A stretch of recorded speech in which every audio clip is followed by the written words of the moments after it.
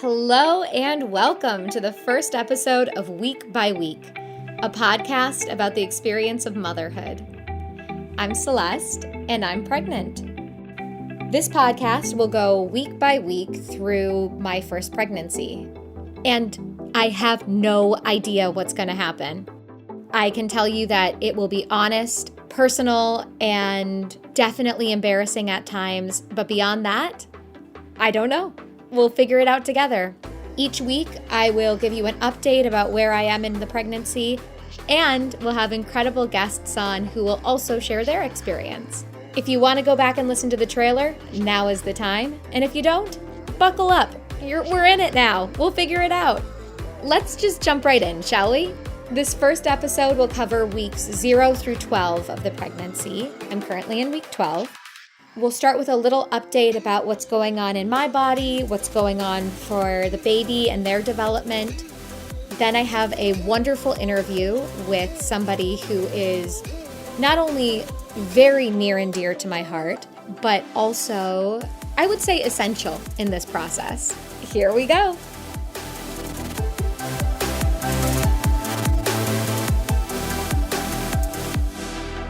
I'm currently in week 12, which means my baby is about 2 inches and the size of a plum and about half an inch. And now, at this point, the baby has most of its important organs, which is kind of incredible. The baby's developing fingerprints right now and bones. Or another way to say that is I'm growing bones, which is absolutely wild. And every time I'm really tired, if I just remind myself that I am growing bones right now, I feel a lot better about myself. Since getting pregnant, my uterus has expanded and is currently about the size of a grapefruit. By the end of my pregnancy, my uterus will be about the size of a watermelon. So we got a long way to go to get from grapefruit to watermelon, but we're on our way. I got my first chromosome test back this week, which everything looks great, which is in gigantic relief. And we also found out that we are having not going to say yet. I'm going to wait till our guest is on and it'll come up in conversation. My last ultrasound was about 2 weeks ago, and I got to see my baby kicking their arms and legs for the first time, and it was truly one of the most amazing things I've ever seen in my entire life. I'm still having food aversions. Kale is, I almost can't even say it. It's one of the worst things I could imagine at this moment. And I haven't really been able to eat any vegetables since I got pregnant or started to feel my morning sickness. But my morning sickness has started to let up a little bit, and my nausea is getting so much less intense. I am currently on pelvic rest, which means no sex, no orgasms, no working out, no heavy lifting. And help me, I feel like I'm going a little bit insane. But I have a doctor's appointment on this coming Friday, and I'm hoping for good news because right now I have no muscle or sexual release, and that's killing me. I'm starting to train myself to sleep on my left side, which I don't think is a huge deal yet. I think that becomes a bigger deal later in the second trimester. It feels like something that's going to take a while to get adjusted to, so I'm working on it right now, and I'm type A, so of course I'm like, all right, let's do it, and let's do it right and perfectly. So I have a gigantic horseshoe-shaped pillow right now that takes up truly half of our bed, and it's super comforting, and I would honestly recommend it to anybody pregnant or not because it just feels like you're being cuddled all night, and I don't think I'm ever going to give it up, so everyone can just chill out about that. All right, those are my updates. My guest today is Dave Hill. He is an actor, a writer, and CEO of Gumption Pictures. As an actor, he's appeared on shows like Modern Family and Great News. And he's been in a bunch of video games and died in a bunch of cool ways, which I don't like to think about, but he thinks is funny. He is great and talented and wonderful and special, and none of that really matters because he's also a good kisser and he's my husband. So welcome to the show, Dave Hill. Thank you. How do you feel about that bio? Thanks for leading with all my professional exploits. Yeah. Giving me the real street cred that I do voice stuff. You do things. That's what I wanted to be clear. You're not just my husband and the father of my child. Oh, there it is. Spoiler. I was wondering when we were going to get to that. Yeah. I feel like that's important to put out there. It could make another podcast. It could be interesting. Who's the father? Thank you for being on my show. It is my honor, my love. You know that like one of my favorite things with you is asking you as many questions as possible. As many questions as possible, the closest I am to falling asleep. It makes me feel more calm before I go to bed. Yeah, that is the game. If there's one nutshell microcosm of our entire relationship, it is the moment I'm closest to falling asleep is the moment you want to ask me the most possible questions you can get in. And what is my favorite question? What is the most vulnerable thing you're willing to admit to me right now? He knows me so well. What are we talking about in this podcast? All right, welcome to this podcast. We're talking about our baby. And I waited till you're here to announce the big news of if we're having a boy or a girl. You're saying it like I don't know. That'd be great if you waited until the podcast to tell me. Yes. I want to make sure this is as curated as possible so I can have real, genuine surprise. So what are we having? We are having a boy. A little baby boy. A little baby boy. I'm so excited. So, do you want to jump into some questions? Yeah. All right. We have a whole variety of questions. Yeah. But I wanted to start out just with you and your background of when did you know you wanted to have a baby? Is that something you've always known? Is that something that came at a certain point? I definitely have always wanted to have kids. I grew up only child. I had always really wanted a brother or sister. Yeah, I've always wanted to have one of them. You think you're ready?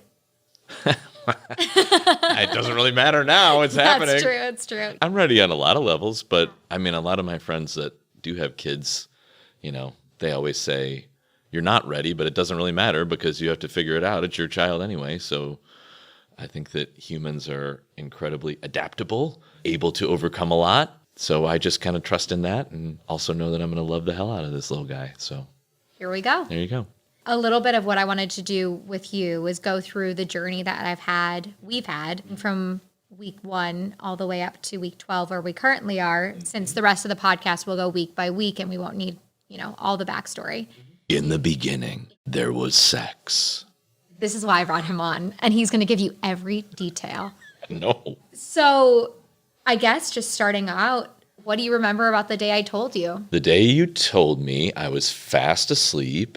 It was, I believe, a Thursday morning. You shook me awake, and you were breathing heavily and freaked out, and you were like, my heart's pounding, my heart's pounding so fast. Oh my gosh, I don't even know.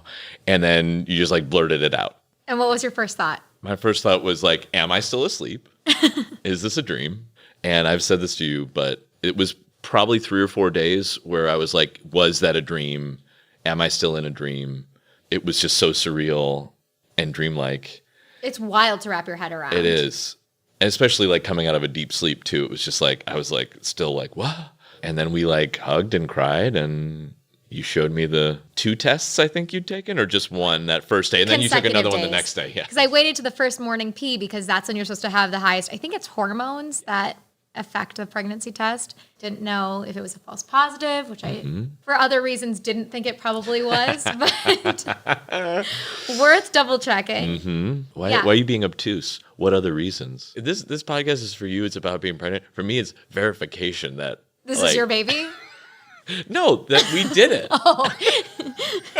It's proof. It's proof, yeah. This is a record. Evidence. I have the receipts now. Well, you have about 6 months and you're going to have a receipt for right. the rest of... But for right now, it's important that I have it. Okay, you want all the details. To get back to your original question and not be silly, it was surreal and incredible, and I'll never forget that moment for the rest of my life. I mean, the whole experience is so surreal. Yeah. And I think you and I were kind of in that glow for a while of just, I guess, glow/fog of, is this happening? And I can't believe this is happening. And then a couple weeks later is when things started getting a little bit more difficult for us. And I wanted to talk a little bit about that experience too. So I had something called it's subchorionic hematoma, which basically means there was like a bruise inside and blood collected. And because of the location, it was right by my cervix, I was very aware of the blood. So we had a very scary night about, would it be 7 weeks or so into the pregnancy? 6 Between weeks? 6 and 7, yeah. Where I had a night of heavy bleeding. It was a Monday night. I know that. Yes, it was a Monday night. Everything had been smooth sailing before that and kind of par for the course. Everybody who I had talked to had told me, one of the first things people say, or early on, they say when you tell them that you're pregnant is, well, it's so early still. It's so early still. So I feel like you're bracing yourself. And the rate of miscarriage is so high that I totally understand that. But it's scary, and it's something that's kind of always on your mind, especially in the first trimester. They always say, look out for blood and cramping. And I had very, very heavy bleeding, and it was a very, very scary night. You and I held each other through it, cried lots of tears, and it was very scary and very isolating because we hadn't told anybody. And so it was something that we were kind of going through together. I think that moment for me kind of solidified something about the first trimester, which is how isolating it can be. To get to the kind of end of that story quickly, and then we can talk a little bit about that a little more, is we went in, found out it was this bleed, the baby's okay, the baby's still growing, but basically from then till now, I've had bleeding throughout this pregnancy, and it's been a really scary situation, thus the pelvic rest from the beginning.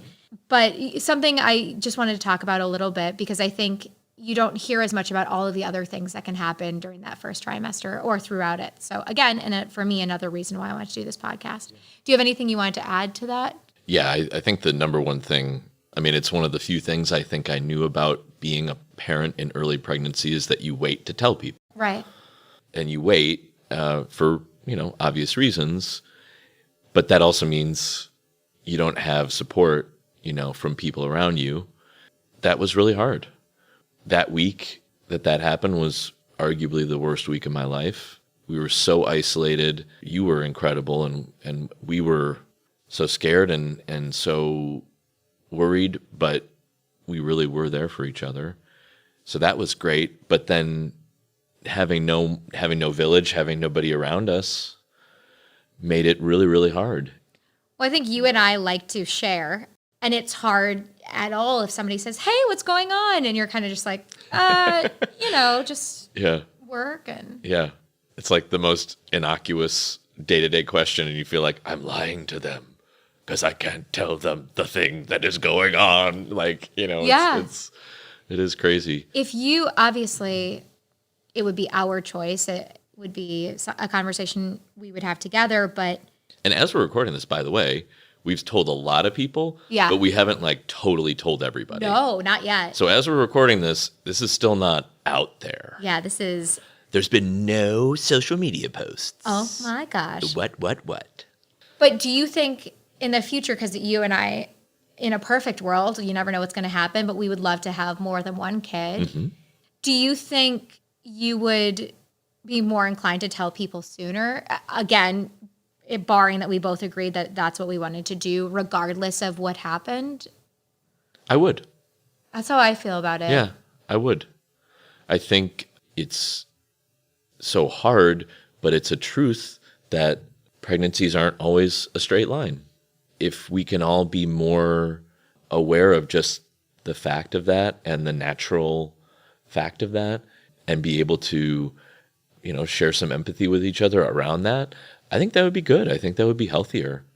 Everyone should do it on their own time, but I just think from my own experience going through it, it does feel like I would want a more to reach out to. I mean, thank God we told your sister the day after we found out. Yeah. Yes. And having anybody was great. Was great. Yeah. How has this process and this experience been different than what you imagined? And how has it been similar to what you've imagined? I think it's been similar in that I'm really happy.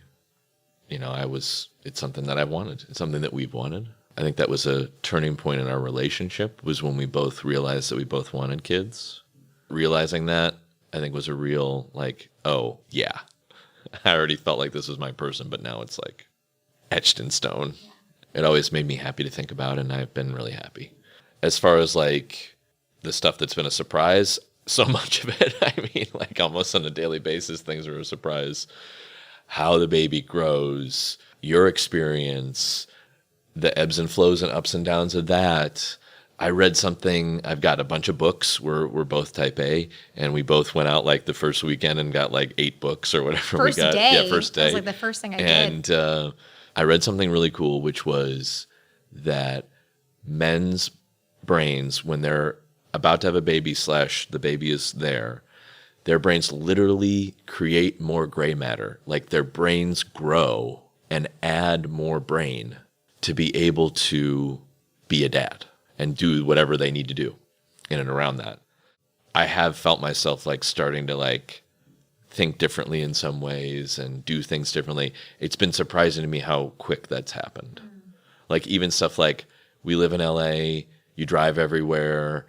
I wouldn't consider myself an aggressive or a-hole of a driver, but I definitely do my best to get from point A to point B. And I have really scaled back like how in it to win it I am in like situations like that. So it's like just even day-to-day stuff, it's starting to affect, how I am. I love that. So I think it's how quickly it started to change my behavior, I think was the biggest surprise.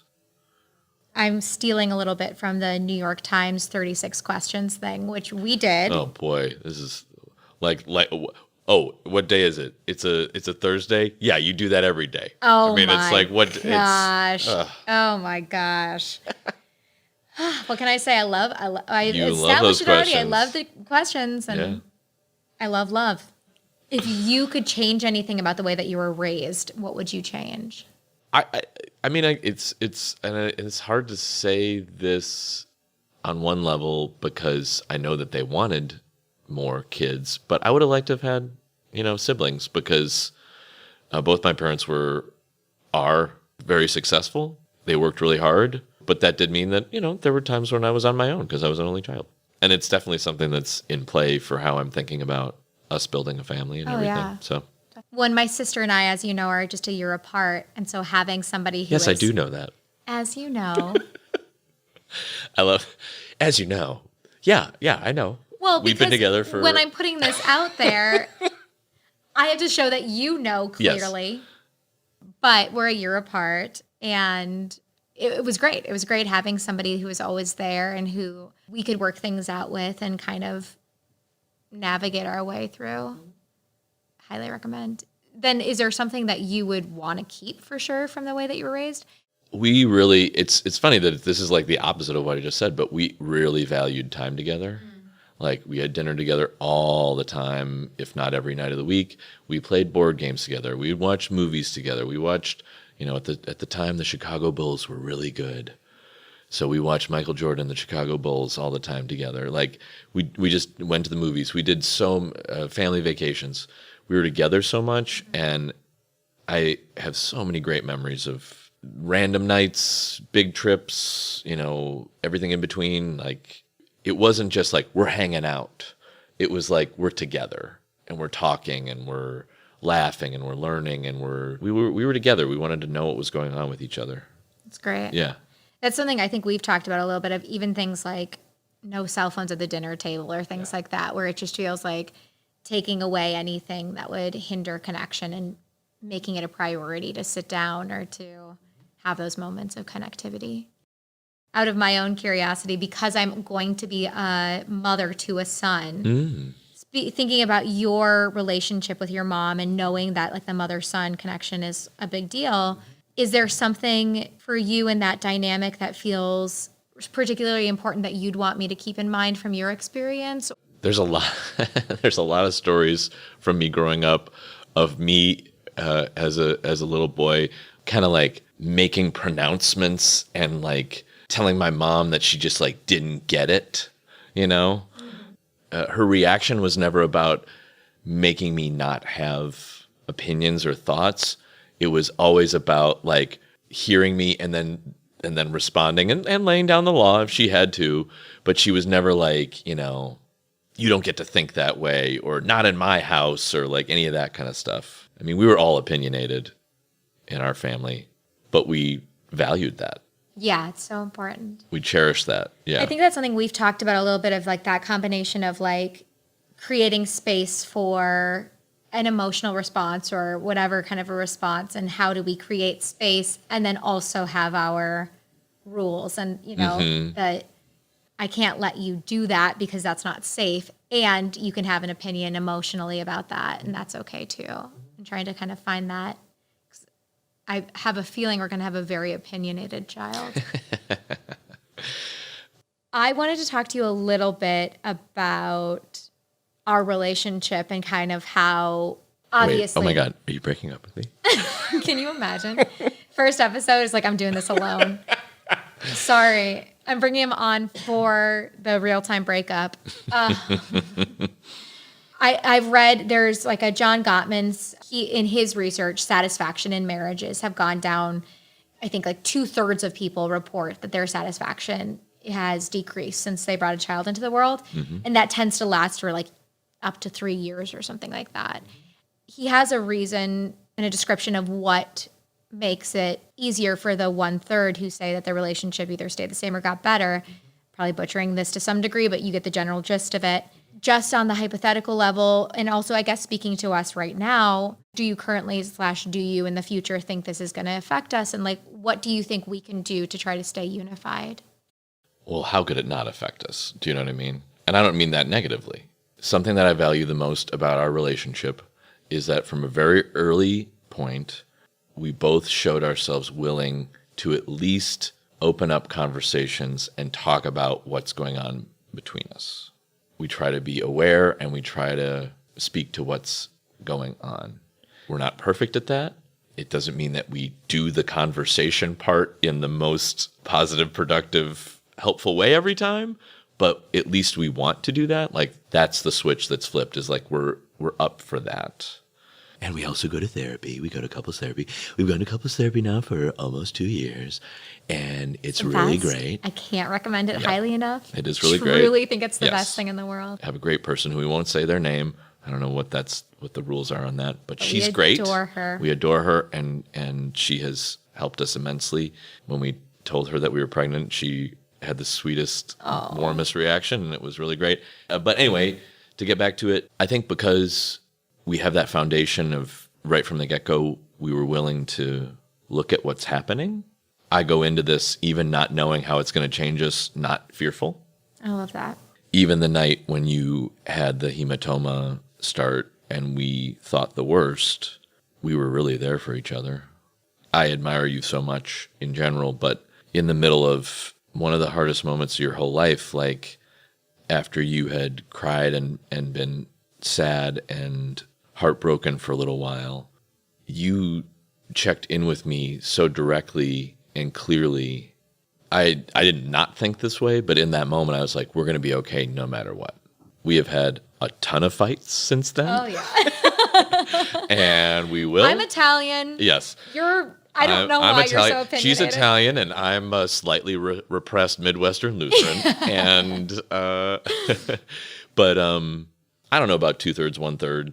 I don't know what that means. I mean, you have told me that statistic before, because, that's another thing we do. I love a statistic. Not before bed. This is before dinner. Before dinner, we do statistic time, where she just shares statistics with me that she's gleaned over the day. No, sometimes without context. Just non sequitur statistics. 22%. And I'll be like, what? 22% of what? She just, now you know. Now you know. I wonder if those 2/3, and I'm trying not to say this from a judgmental place, because it really isn't meant to be from a judgmental place, but I wonder if those 2/3, what the percentage of them are in therapy, or what the percentage of them, where they are in life when they have the child. Like, that's an interesting thing. Do you want me to read to you what the 1/3 reported as what made it successful? Sure. Let's see if this is bullshit or not. This will be the bullshit test. What did the 2/3 report? The 1/3. The 1/3 said that they were able to share in the transition together. They had a strong sense of friendship, practiced healthy conflict management, which is what you were talking about, tackled varying needs of the newborn as a team. And I thought there'd be another one, but that was the last one. Which you and I have talked about, too, of the idea of, like, it's not going to be mom always knows the answers. If mom's going out of town, you bring somebody else in to come and help you out. It's like, right. We're going to be... When you go to do a job or go to do something with a friend, it doesn't turn into a comedy from the early 90s where I'm a man and I like bobble the child like down a manhole cover or Right. something. Like And it's not gonna somehow by the time I get home, everything is fine, but you've had to go on a crazy That's right. adventure for the last 90 minutes. yeah, it's like Ferris Bueller's Day Off. You're walking up the stairs and I'm like, Yes. cleaning the baby off and then, no. We're not going to do that. No, it's not going to be that way. We'll probably have a lot of active conversations / fights, trying Yeah. to figure out what those roles actually look like and how we end up navigating it. I've had this thought a bunch of times. I'm curious.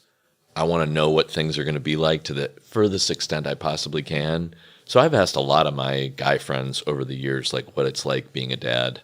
Is there anything that comes to mind? Well, there's one that, speaking to part of it, that was there something, was tasks, was there? Like team tasks? What was it? Tackling the varying needs of the newborn as a team. Right. So that there's going to be to-dos. There's going to be all sorts of things that need to happen. And one of my friends recently said, Mom is always working. When Mom is not working, she's working. So that means that you need to do the dishes. You need to do the laundry. You need to do, if there's something that you're like, well, she's not doing anything. She could do that. No, she's always working as a mom, especially with the newborn and while pregnant too, of course. But yeah. I love that. I love that that's recorded now so we can listen to that back. No.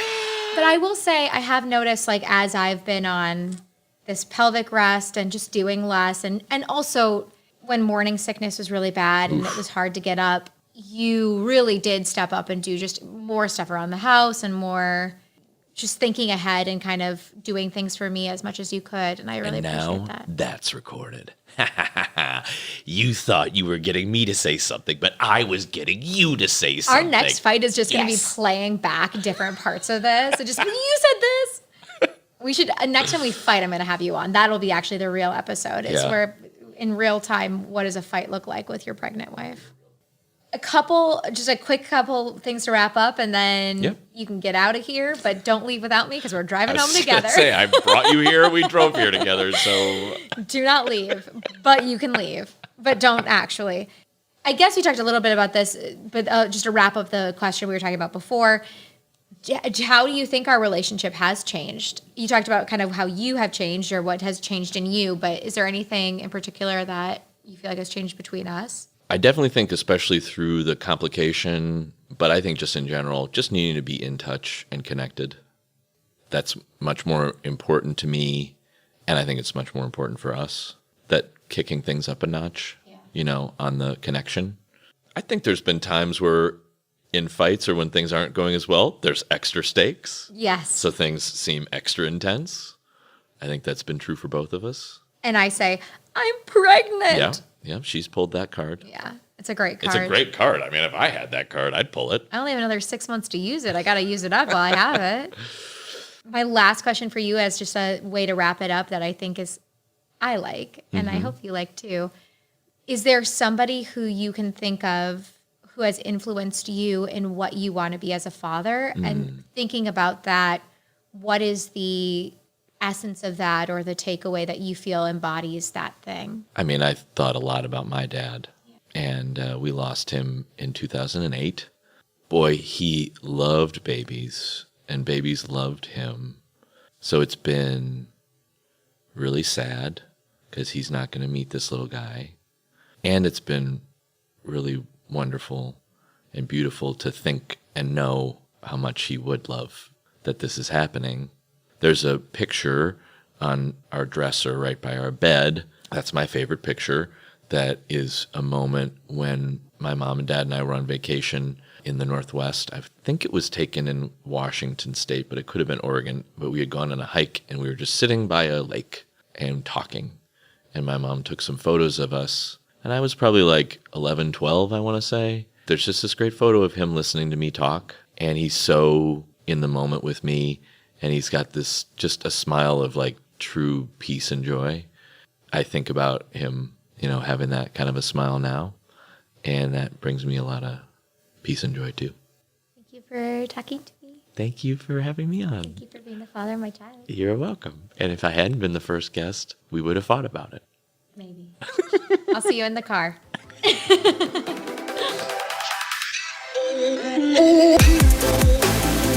Thank you so much for listening to this week's episode of Week by Week. Please subscribe, rate, and review wherever you get your podcasts. And follow me on Instagram at Week by Week Podcast. Check out the show notes for additional resources I used or referenced in today's episode and for more info about today's guest. This podcast was produced during the COVID-19 pandemic and recorded remotely. Our show today was produced by me, Celeste Busa, and Dave Hill, and edited by Douglas Sarine and Colleen Beasley. Week by Week is a Gumption Pictures production.